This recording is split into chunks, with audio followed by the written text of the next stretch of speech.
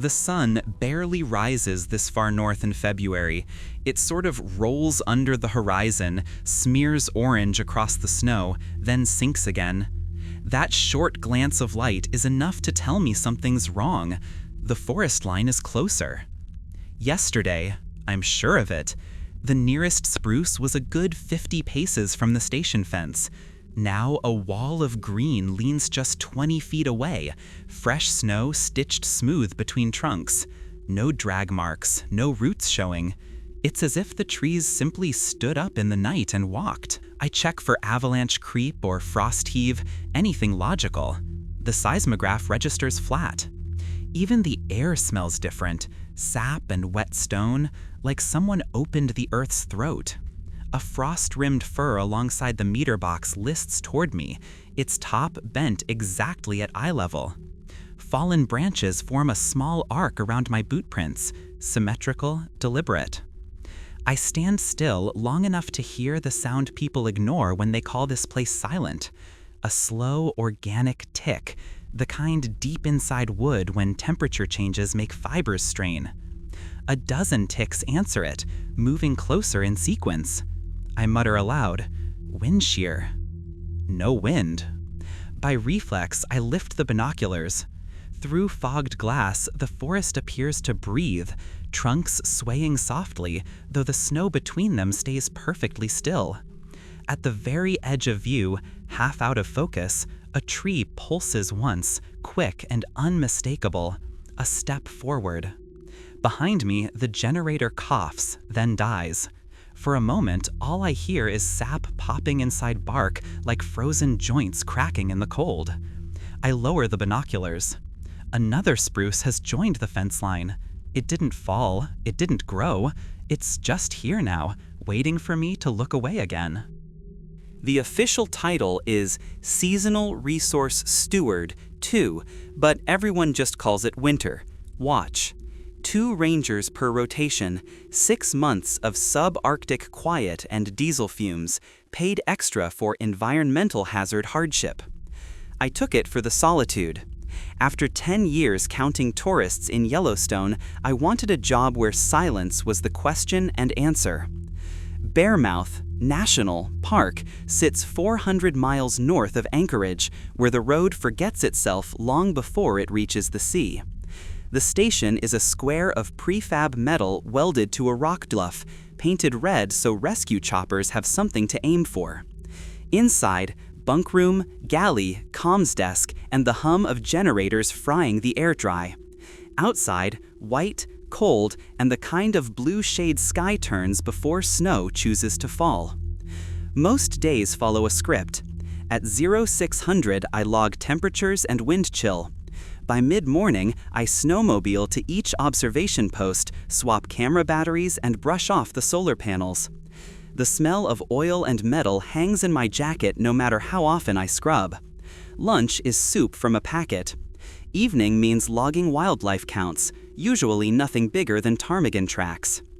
There's comfort in routine. The mind folds itself into pattern until time becomes weather instead of hours. Halverson, the veteran winterman, used to say the trick was to treat the silence like company. He's right. Up here, you start listening to the structure around you, the ping of cooling pipes, the crackle of distant ice. It keeps rhythm like breathing at the edge of sleep.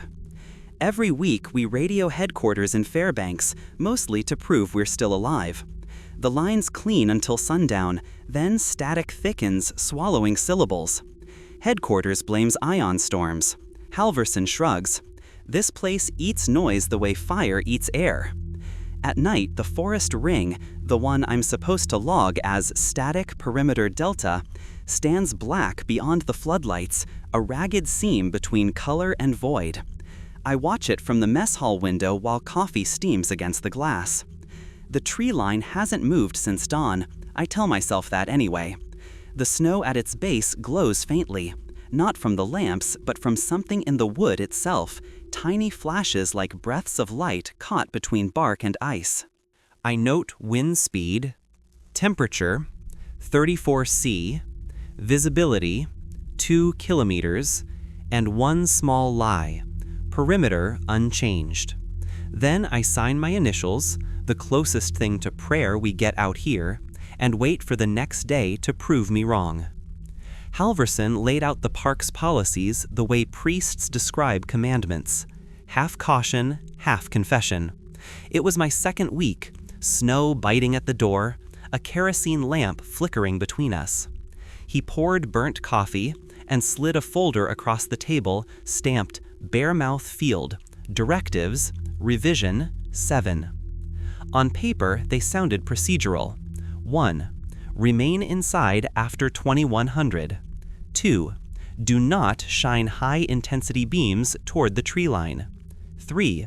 Activate the floodlights only after counting to 300 once the siren sounds. 4. Log any ground vibration exceeding 3 on the local scale. 5. When in doubt, do nothing fast. He grinned over the rim of his mug. And, unofficial Rule 6, he said, don't talk to the wood. I raised a brow. He meant the trees, of course, the endless spruce belt wrapped around the station like a siege line. But the phrasing irritated him. He corrected, not to them, with them, they answer. He claimed the rule came from the Denena guides who mapped these valleys long before the Park Service built its first tower. They called this patch Ton Husnena, loosely, the standing ones who remember. Their elders insisted the forest changed positions seasonally, tightening its roots beneath snow, stretching in thaw, breathing under the midnight sun. I chalked it up to folklore stitched to geography. Alaska breeds myths the way permafrost breeds methane. But Halverson had details too tidy for superstition. At post 4, a single spruce carried scorch rings every 12 inches up its trunk, as if someone tested it for marks of elevation. One winter it stood 2 rings taller, the next 3 shorter. He showed me Polaroids pinned near the radio map, the same clearing, different years. Trees never identical even when flagged. They migrate by memory, he said quietly. We're just trespassing through their clock. I laughed because disbelief makes warmth in rooms like this. He didn't. Just follow the rules. Lights off means blind them, blind. And if you hear the siren at post 4, don't check it. Wait it out, count your 300. We use the siren like a flare gun in reverse. It tells the forest where we aren't. He left for perimeter patrol right after, snow crunch fading quick. I remember watching the window, seeing the floodlight catch the vapor of his breath before the dark swallowed it. Years later, that's the sound I recall, not wind, not wolves. The slow serration of boots on crusted snow, another tick in the forest's rhythm. The moment it faded, I knew the quiet wasn't empty. It was listening back, waiting to see if I would keep those rules Halverson treated like prayer beads. I counted to 300 anyway, first for practice, not because a siren screamed. The forest rustled at 270, like something amused I was learning its tongue. 3 days later, I hiked out along the seismic line to recalibrate the sensors. Snow had come light overnight, dry granules whispering underfoot, small enough to hide nothing. Past marker 14, the drifts smoothed out, white as blank paper, until I noticed prints ahead of me. Deep heel-to-toe impressions, size 10 maybe, leading upslope toward a stand of densely packed spruce. At first, I assumed Halverson had gone out early. Then I counted them. 27 footprints, all crisp with fresh edges. Then they just stopped. No turn, no slide, no collapse, mid-stride. The last print was half a step from the nearest tree trunk. From there, only roots, a lattice of them bulging through snow like knotted veins. I crouched and touched one, warm. A glossy bead of sap welled from its surface and ran thick over my glove, gold in the low light. It steamed. The smell hit me next. Not resin, not pine, but iron, blood iron. The sap coated my palms sticky and almost pulsing. Behind me, the snow shifted. A dull pop echoed. Wood contracting, expanding, followed by a slow, motion creak that climbed the scale of my spine. Every tree in that cluster leaned an inch closer, just enough to draw shadow over the footprints. I froze until breathing hurt. "Halverson!" I shouted, because a name is armor when you're scared. No answer, just another of those long wooden groans that resolves into nothing. Sap trickled faster down the nearest trunk and pattered onto my boot. The drops stayed warm, each hitting snow with faint little hisses. I tried to backstep the way I'd come. Every print I'd made behind me had vanished. My boot sank straight into new powder. When I turned again, the footprints ahead were gone too, filled flawlessly, as if the forest had exhaled and smoothed them out. The seismograph beacon on my pack pinged softly. 3 spikes in quick succession, the pattern it records for ground motion. Yet the needle quivered steady, the way it does when something heavy moves above ground instead. I ran the rest of the way back to the station, frost cutting tears into my eyes, blood humming loud enough to drown whatever followed. At the door, I looked once more toward the tree line.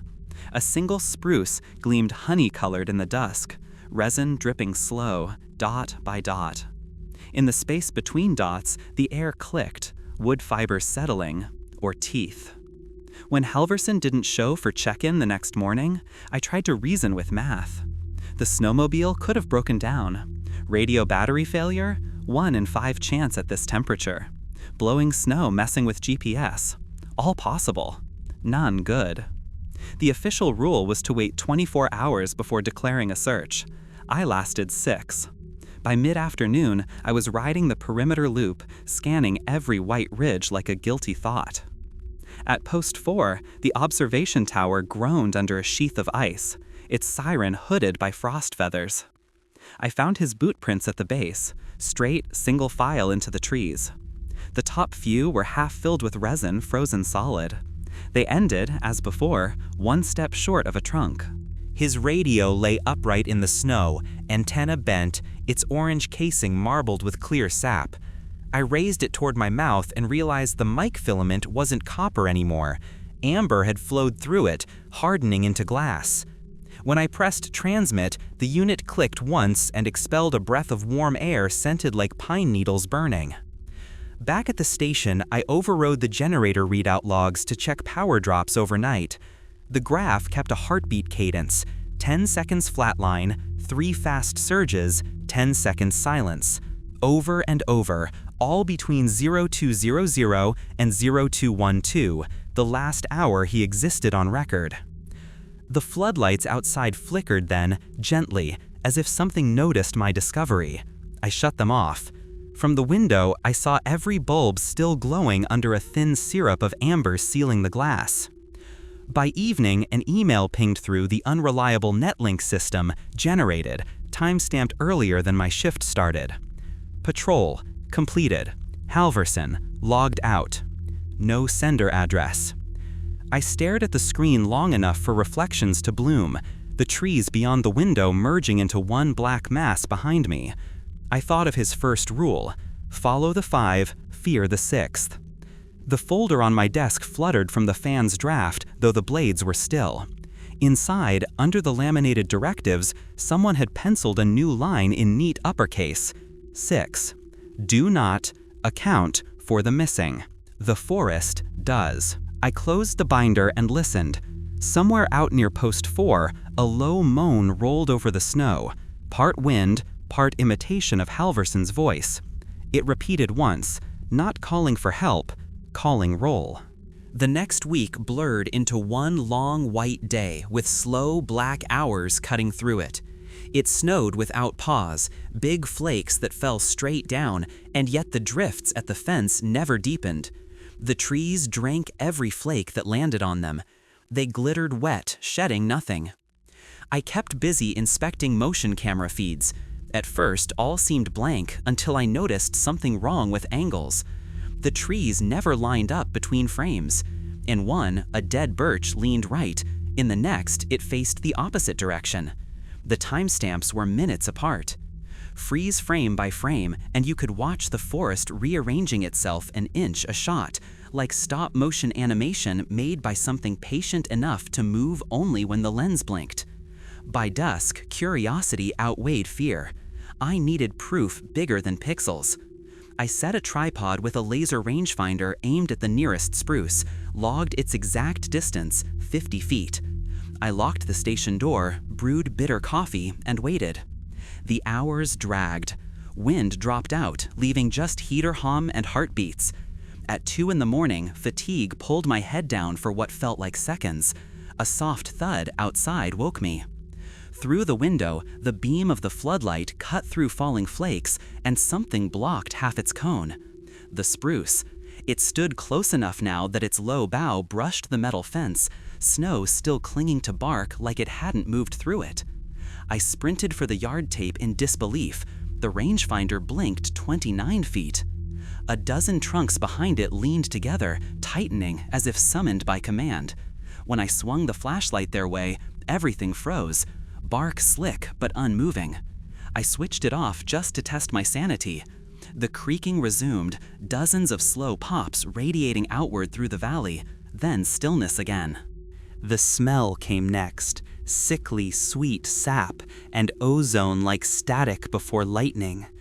Every sensor on the mainboard flickered, pressure, motion, wind, all rising and falling in perfect harmony, almost rhythm. Like breath, like counting. I whispered, "Stop," without meaning to. The sound died instantly.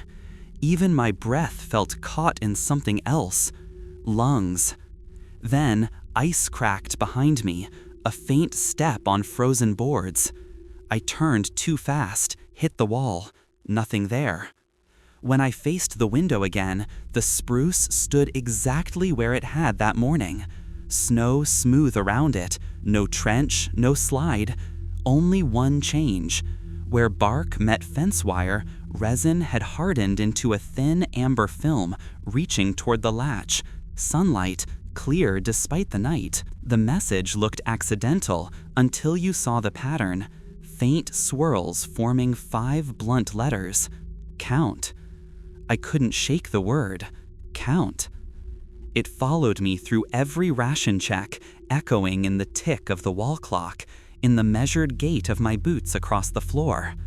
By the 3rd sleepless night, I dragged the coordinates from Halverson's logbook, the ones he'd circled months ago with the margin note, "Don't erase the data here." That grid sat 5 miles west, at the slope's edge where avalanche sensors quit transmitting years back. Headquarters listed an unserviceable structure nearby. The snowmobile coughed through drifts until trees forced me off the trail. Their trunks arched overhead, forming an unnatural corridor, and I swear they angled slightly toward one another as I passed. Not a bend, a nudge. The path ended at a clearing, etched, flat, circular, silent. In the center sagged a one-room shack of peeled logs under a corrugated roof. Every instinct told me it shouldn't still be standing. Wind scoured this valley twice a week, yet dust lay thick on the porch. I pushed the door. It opened before my hand touched it. The air inside smelled of mold, diesel, and something sharp beneath sweet resin fermented to vinegar. Maps papered the walls from floor to rafters, all showing Bearmouth's forest perimeter. Thick black dots crawled across the years like slow-motion infection. At the heart of every map, someone had stamped "seed site," and under it, handwritten, "The count increases." On a nailed-up crate sat a cassette deck, battery long dead, but bulb still glowing dull orange. When I nudged play, the tape whirred once and Halverson's voice rasped out. "You'll find the seedlings boxed. They hum when it's close. Don't burn them. If you do, it finds a way to replace the fire with itself." Then a pause, long enough to imagine him listening to his own playback, followed by a whisper so faint I felt it in teeth more than ears. "Don't let them stand behind you." In the back corner slumped 3 open crates. Inside, brittle twigs arranged like bones, each coiled through a loop of copper wire as though trained to grow there. The lengths vibrated under my glove, a faint pulse. My flashlight died without flickering. Darkness carried the smell of sap suddenly fresh, as if the twigs exhaled. On the wall above the shelves, charcoal scribbles took shape in beam residual light. Columns of numbers, then words, IFTWNL. Below them, a scrawl that felt almost human. I burned the seed to count the rings. Snow slipped from the roof outside, soft but deliberate, followed by a dragging sound circling the cabin once counterclockwise. When it stopped, a knock landed low on the wall, root level. 3 slow taps. I whispered what I'd learned to fear saying aloud. Count. The knocks came back, 3 more, faster. Confirmation. The wind dropped as soon as I left the cabin. Everything after that moved like a dream with teeth. Snow no longer screamed against my parka, it whispered. Beneath the hiss ran a second tone, low, deep, like wordless humming through a throat too wide for lungs. It rose from the ground itself. I pressed my gloves to the crusted surface and felt it vibrating in pulses.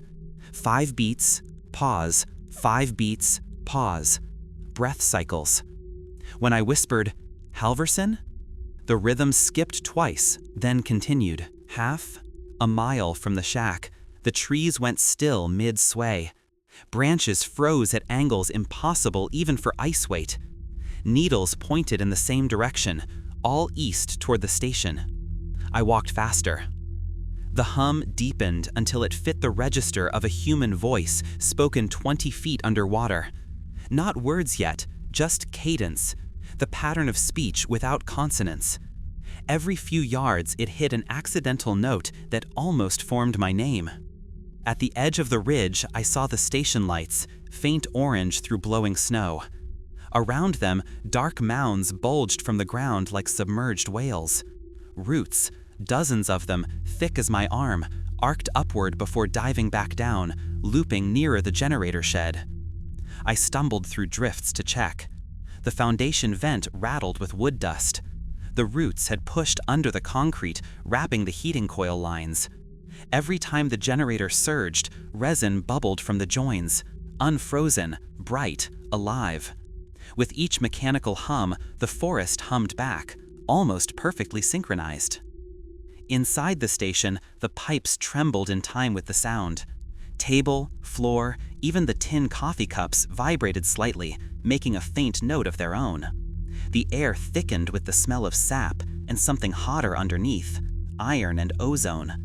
I shut the generator's main valve. Silence crashed down for half a heartbeat. Then every wall answered in chorus, like knuckles cracking in rhythmic applause. The radio clicked itself on. Static rolled, rising into the same underwater pitch. Between rumbles, the words shaped clearer. Warmth. Counting. Seed. I backed away until metal pressed my spine. The power light on the radio switched from green to amber, sap-colored. Just before it went dark again, the voice sighed one last arrangement I could almost parse. Count. With. Us. I shouted, no, because something in me believed refusal mattered. The hum fell silent, obedient for 10 seconds. On the 11th, it came back louder, and from outside the walls, something scraped slowly upward, root against steel, roots learning syntax. The lamps flickered once, twice. Then a new rhythm joined. 3 pulses, pause, 3 pulses. Morse for S. The trees outside were trying to speak in code. Daylight doesn't change much here, just trades black for gray. But it helps you pretend the night before was imagination. I spent morning knee-deep in drift, checking perimeter markers with a clipboard that felt ridiculous. Every marker had shifted inward. The grid lines I'd painted on map plastic yesterday were now wrong by solid feet. I cut new snapshots with the drone, then loaded them beside old ones. When I dragged the transparency tool across the screen, my stomach folded. Each day's image overlaid perfectly if you slid the forest 8 feet forward. 8 feet, exactly, each night. Entropy doesn't march in tidy numbers. Something organized was moving those trees. To be sure, I felled one spruce and branded its stump with GPS tag A1. When I came back 2 hours later, the stump was gone. Roots knotted shut, snow smooth on top. The tag pinged 90 feet inside the timberline. The forest had replaced what I had cut, as if sealing a wound. Back at the cabin, petroglyphs from the old maps Halverson left replayed in my mind. The spiral of dots labeled ring of growth. I opened his field journal where a line of coordinates ended with scribbled math. Circled answer, 8 feet. Night. He'd known. We all had, somewhere beneath denial. As the day bled out, the theory formed itself. The trees weren't individuals. Each trunk was a cell in something larger, an organism stretching mountain to coast. It migrated toward warmth, light, carbon, sound, toward us. What we called forest was a single animal wearing 1,000 wooden masks. Night came, vicious and fast. I taped glow sticks every 4 paces from the fence to the first row of trees, then killed the station lights and waited with binoculars. The cold bit through wool, through logic, through everything. Minutes passed. Nothing. Then, beyond the furthest glow, a flicker. The second glow stick, now 30 feet closer than I'd hung it. One blink, one step. The pattern continued. Advance while unseen, freeze when focused. I turned to grab the camera. By the time I looked back, the nearest trunk loomed inside the fence. Bark wet as sweat, branches splayed wide like fingers around broken wire. Snow still lay pristine around its base. Click comes from the seismograph. Every gauge shows a pulse wave traveling ground to surface, speed, heartbeat. They're not walking, they're breathing, inch by inch, exhaling the world closer. I tore power to half the floodlights, forcing darkness in patches, desperate to trap movement. Each time a bulb died, a tree replaced it. By dawn, the fence line traced a new perimeter, 8 feet tighter, perfect circle around the station. My glow sticks were gone, the snow smooth except for faint amber drizzles curving from root to root, spelling mathematics symbols that added up to one word I didn't understand until it whispered through the vents at sunrise. Home. The next night began with the siren. No prelude, no blinking indicator on the board, just a throat, tearing howl that split the air at 2100 exactly. The kind of sound that makes you forget reasoning and remember prayers you never believed in. Rule 3, wait inside for the count of 300. I tried, I really did, but curiosity is its own gravity. At 140, the generators surged. At 150, the siren cut off mid-shrieking note. Silence slammed down so hard my ears rang with it. Outside, the floodlights shone flat against a wall of trunks that hadn't been there. I felt the cabin settle, wood grumbled, nails creaked. The forest pressed close enough that window glass reflected bark instead of sky. Something heavy brushed the siding in long, liquid strokes, testing boundaries. The radio hissed alive, looping the same snippet of static speech over and over. Return the seed. Return the seed, melted with Halverson's last transmission.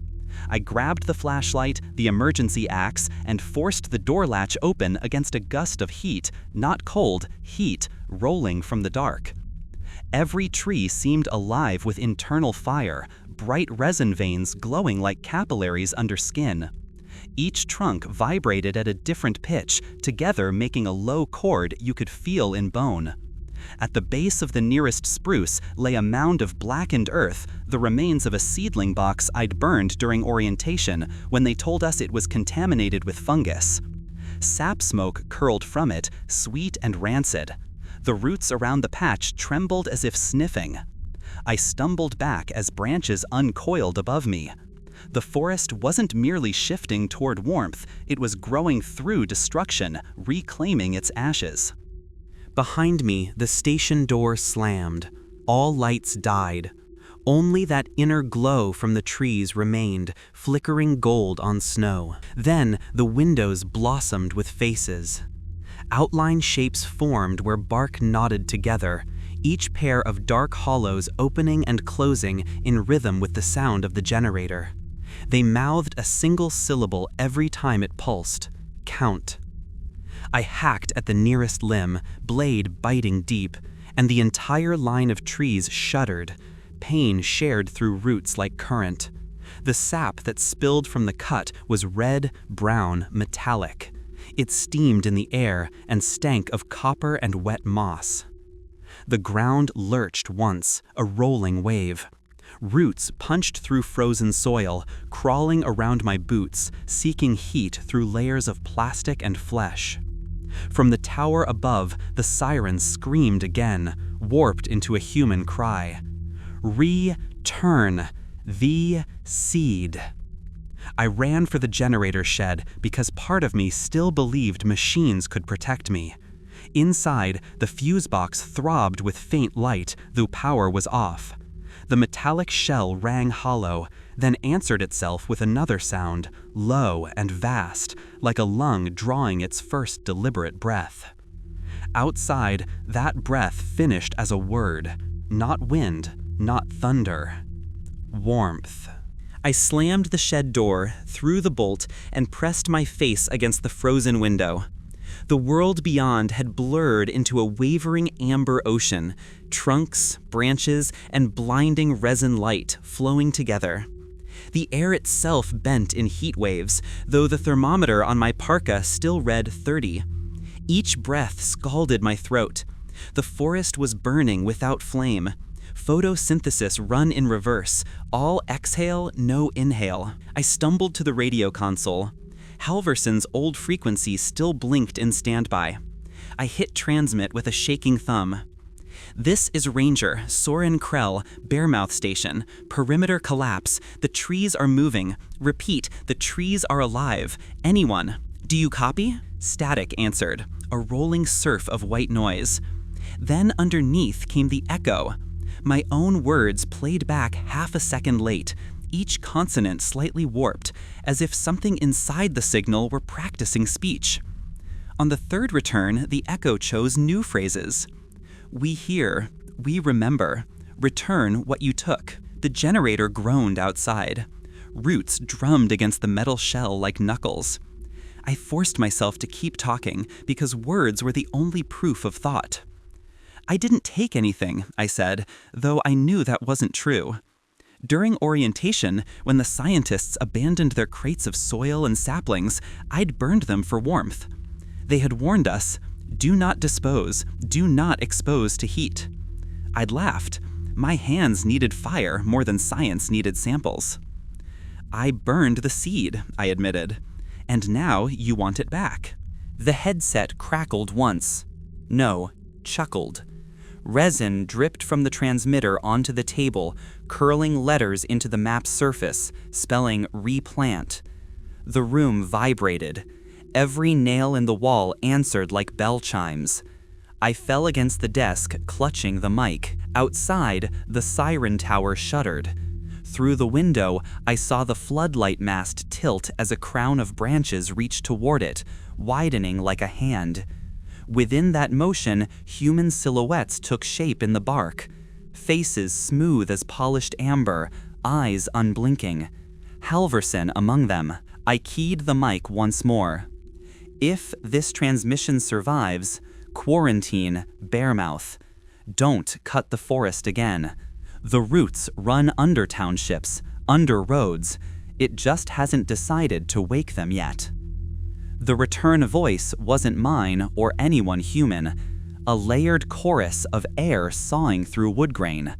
Warmth for warmth. You burned our seed, we grow yours now. The resin on the console bloomed upward, branches feeding through circuitry. The pitch of the static climbed until the radio light burst white. For a moment I smelled summer, cut grass, rain on bark. Then the sound dropped exactly 1 octave and pulsed regular, steady. A heartbeat signal transmitted through roots, through the trees, through me. I left the mic open and whispered the last words I would ever record. I am so sorry. The echo came back clear, gentle, final. Accepted. When the rescue team came 12 days later, they found the valley smaller. Satellite images showed the forest ring closing tight over the clearing, a perfect circle of green inside white, like an iris dilating. The station roof was visible for a while, then vanished under canopy. They wrote, "Collapse due to heavy snowfall" in their report. The snow here never falls that thick.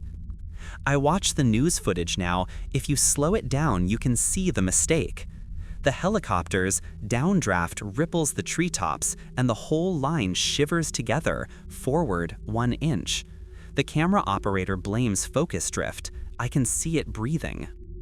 The radio keeps working, though nothing else does. Even unplugged, it hums faintly, repeating that heartbeat signal every 7 seconds. Thump, thump, pause, thump. The rhythm of something growing. It uses my voice sometimes, filtered through static.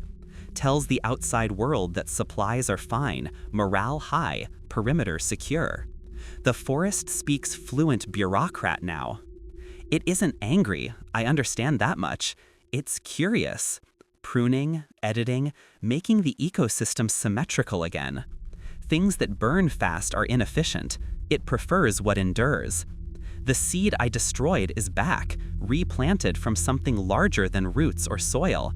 It grows through me, using what's left of heat and confession. If you listen on emergency frequency 87.9, between hisses of northern interference, you might catch it. That faint clicking? That's not static. It's counting.